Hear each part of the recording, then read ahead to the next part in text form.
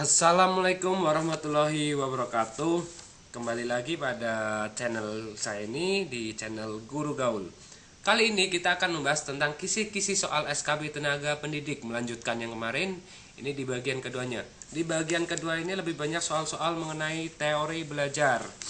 Mungkin kita langsung aja ya, biar cepat kita belajarnya. Ya.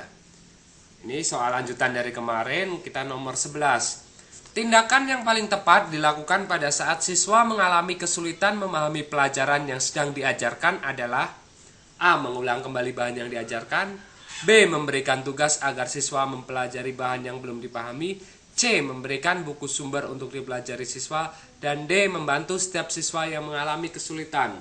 Di sini jawabannya yaitu D. Membantu setiap siswa yang mengalami kesulitan. Kenapa jawabannya D? Karena ini tadi disoalkan tindakan yang paling tepat dilakukan pada siswa yang mengalami kesulitan.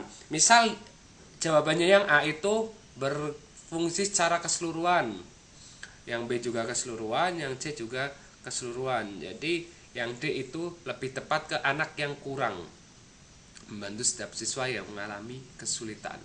Selanjutnya, seorang peserta didik mampu mendengarkan informasi yang disampaikan oleh guru, tetapi pada saat ditanya ia tidak mengerti apa yang ia dengar.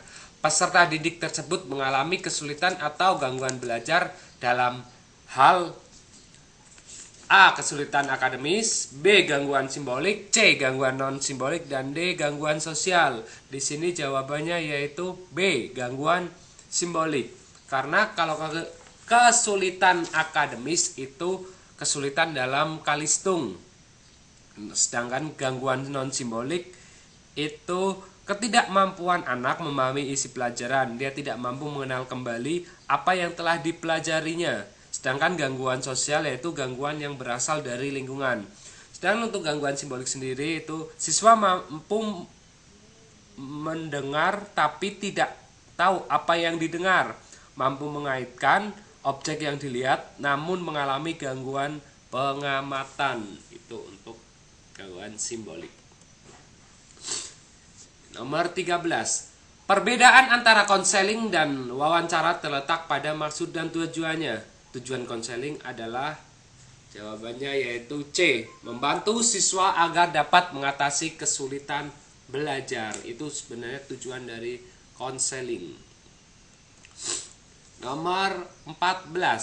Cara yang paling cepat dan akurat yang digunakan untuk mengidentifikasi kesulitan belajar peserta didik yang bersumber dari faktor sosial adalah karena berasal dari faktor sosial. Jawabannya itu A. Sosiometri. Nomor 15. Bila Anda sebagai seorang guru menemukan peserta didik mengalami kesulitan memahami materi pelajaran yang diberikan, tindakan apa yang akan dilakukan? Nah, ini ada 4 pilihan. A. Memindahkan tempat duduk peserta didik ke meja paling depan.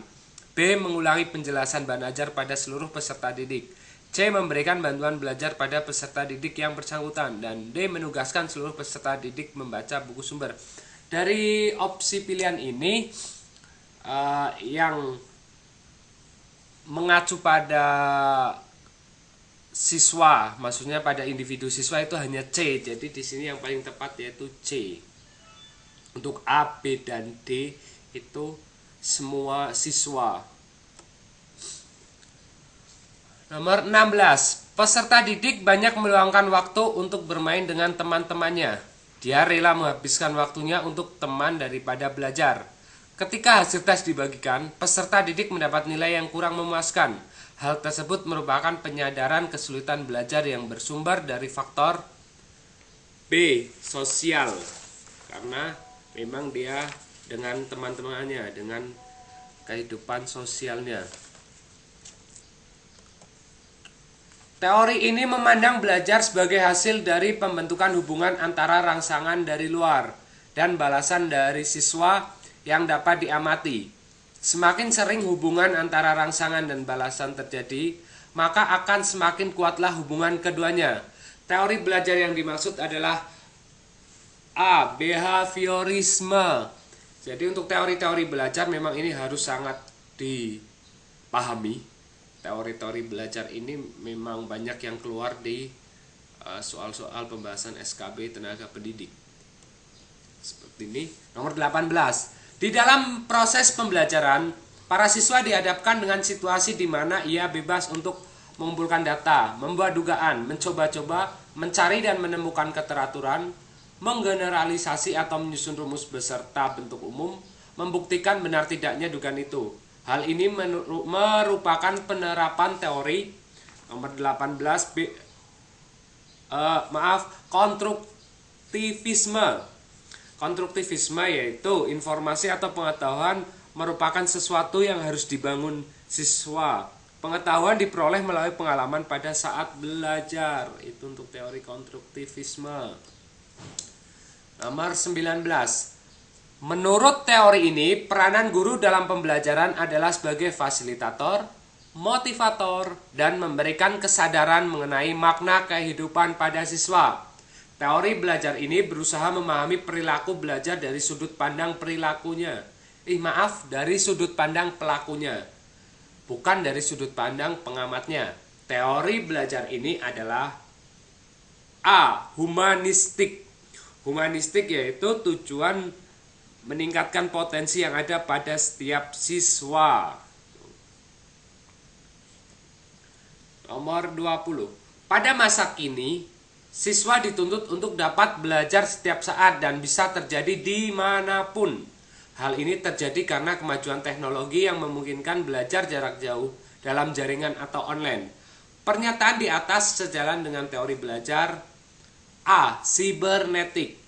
Teori sibernetik itu berkembang sejalan dengan perkembangan teknologi dan ilmu informasi.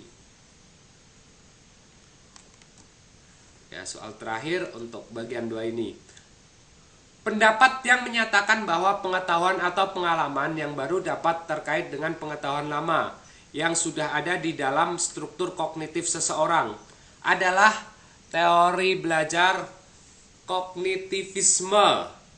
Teori belajar kognitivisme yaitu aktivitas memahami dan berpikir, menekankan pemahaman dibanding mengingat, dan mementingkan proses daripada hasil.